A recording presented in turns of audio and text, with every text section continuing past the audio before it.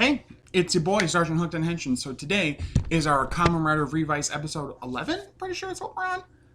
Episode 11, something like that. Anyway, whatever. The episode involving... That's my phone.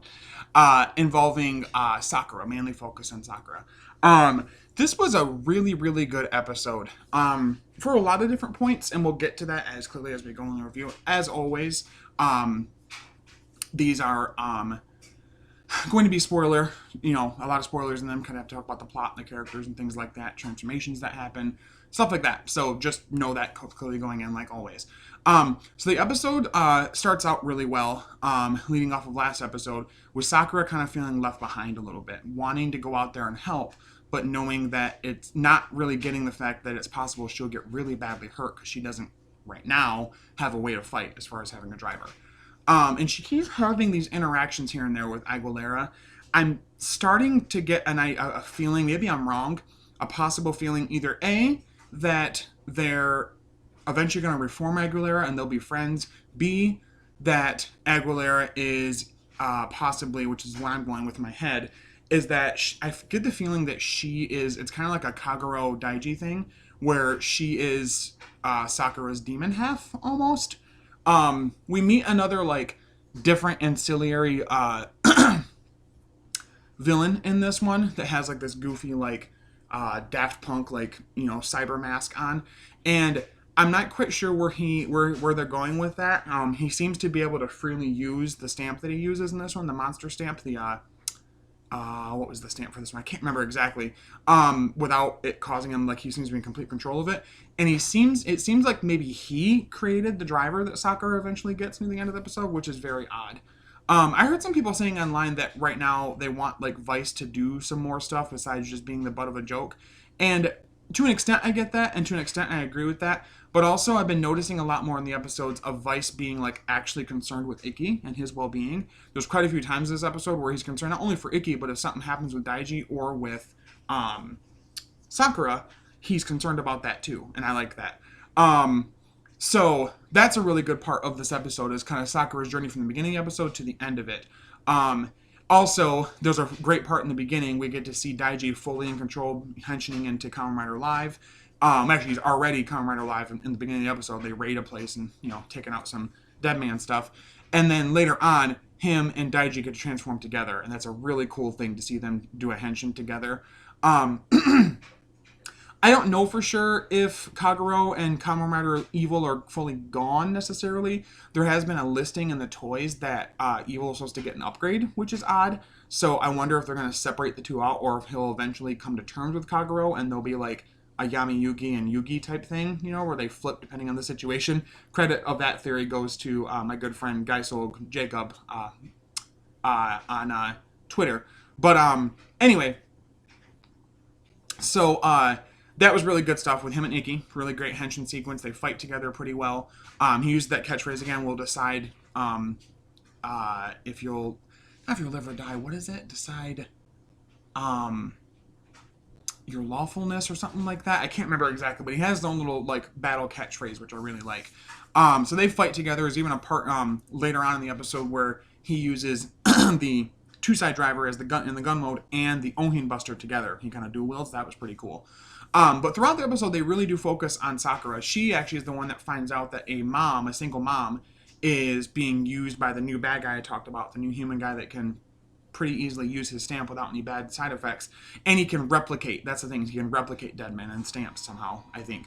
So anyway, she finds out that this mother is doing this. I think the mom, either herself is an instructor at the same karate dojo that Sakura's part of, or her son, maybe her young son is a student there, one of the two.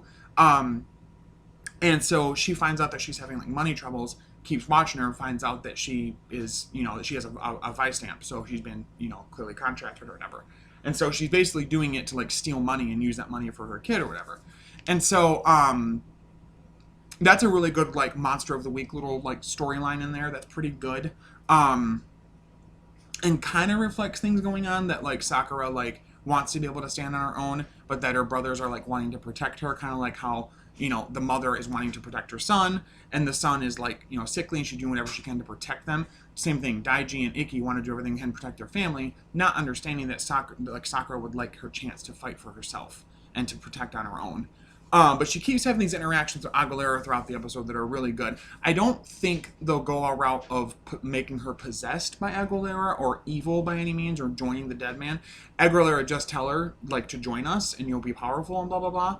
But she gets a package that's this new driver and the Cobra stamp. We thought it was a Kitsune stamp, but it's a Cobra stamp, which is cool because, again, that's like the rotation of the first few monsters that most riders fight in every season, harkening back as a reference to original Ichigo. So we go on with the episode, and Revi and Vice and Live and even Demons are all fighting the dead man, so the grunts, and also the monster of the week as well that goes to a stage 2, the mom does. And she's kind of kicking their butts a little bit, and she's about to strike out against Sakura. And Sakura gets really scared, and they get in the way, and they stop it from happening. I'm sorry, it's later on. I'm going to get back to that. So, a really good point that we have is she has this conversation with Ikki and Daiji, saying, I want to be able to stand up for myself, I want to fight, blah, blah, blah. I mean, like, I know karate, and Daiji cuts her off, and is like, okay, we just went all through all that stuff with me and my personal demon that was attacking me, that was in control, and Ikki puts himself in danger all the time. We got this. You can't defend yourself the same way that we can. The way he says it comes off dickish, but I think he means well in the fact that he wants to keep her safe and that she doesn't have to fight, even though she wants to. So I think that's a good dichotomy of, like, he's understanding she wants to stand up for herself and help, but also that he wants to keep her safe. But they're also in a certain way underestimating her being the youngest of the family. And so that kind of angers her, and I like her journey through this episode of kind of being a little broken by the fact that her brothers don't believe in her in terms of keeping, trying to keep people safe, and that they want to keep her safe and they don't think that she should fight. So we get to the point where she comes in and she tries to use the driver. It looks like a little belt buckle, like an actual belt buckle. And she puts it on and she activates the, Cobra stamps it, and then flips it sideways and tries to transform it. It doesn't work for some reason. Pulls it up again, does it again, and we see some energy emanating from it, like it's starting to, but then it doesn't work, and she gets knocked down. She's about to get attacked. Revi gets in the way. Ikki gets in the way, and that's where we end the episode. So it's a bit of a cliffhanger on that. I'm sure Revi's fine, and Ikki is fine. We do see in the next episode she does fully transform into Kamen Rider Jean. I think it was kind of like Jean d'Arc, Joan of Arc. I think that's what they're going for. I don't know what the name of the driver is, if we've gotten that far yet as to what that is. But yeah, so we're going to see her Henshin next week. So it was kind of a bit of a cop-out a little bit of making it think it was going to happen in this episode. But I like that it actually physically, tried to happen and didn't work. I think that worked for her struggle and her character arc right now, where she wants to be able to help, but she has these blocks like her brothers and, not knowing all these things about the dead man that they do and stuff like that. So I really like her arc so far, and it doesn't come off annoying or anything because she's so intelligent, because of how involved in the different plots week to week she's been with. It doesn't come off contrived or goofy or annoying in any way, and I'm actually excited to see her become a writer for the most part. The monster of the week and character of the week thing with the mom and her son and everything was good, but I was mostly focused honestly on Sakura and her finding out all of that and telling her brothers, doing reconnaissance. She clearly is good at that. She has skills with that. So I'm hoping once she does eventually transform and is able to, hopefully it doesn't control her, that she's a good part of the team, and that Toei finally does a female writer right justice. My goodness, so many times female writers are in these shows and just get completely sidelined or given some goofy story that makes no sense, or they're killed. Like Yua Yaiba in 01 was a badass, and then you find out she's being controlled by Guy. She gets away from that control, and then she does nothing the rest of the series. And then, she kind of, I guess, in the V cinema, we don't talk about that. That's fanfiction me. And then same thing with Sabella. Sabella was cool as this manipulator, kind of, badass, girl boss type situation, and then all of a sudden she just heel turns to being good, even though she knew Master Logos was a psychopath.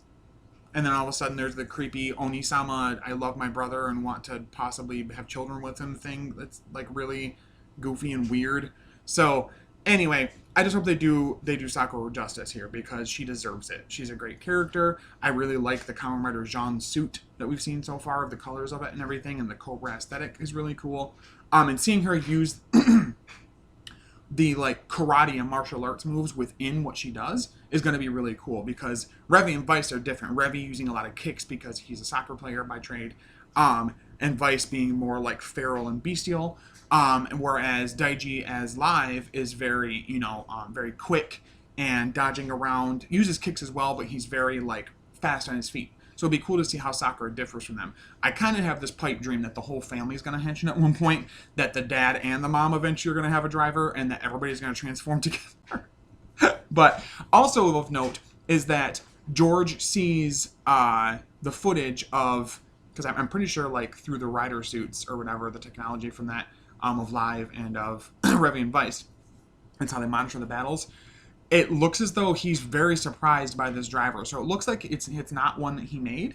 Clearly we knew he made the two-side driver and the Revice driver, and the Demons driver. So I wonder if he didn't make this one and it really is this random new character. I can't remember his name or if it even gave him a name, but this new manipulator character in the back that kind of gives me Amatsu Guy vibes in terms of being like this competitor person to the main threat they have going on, who's doing his own thing.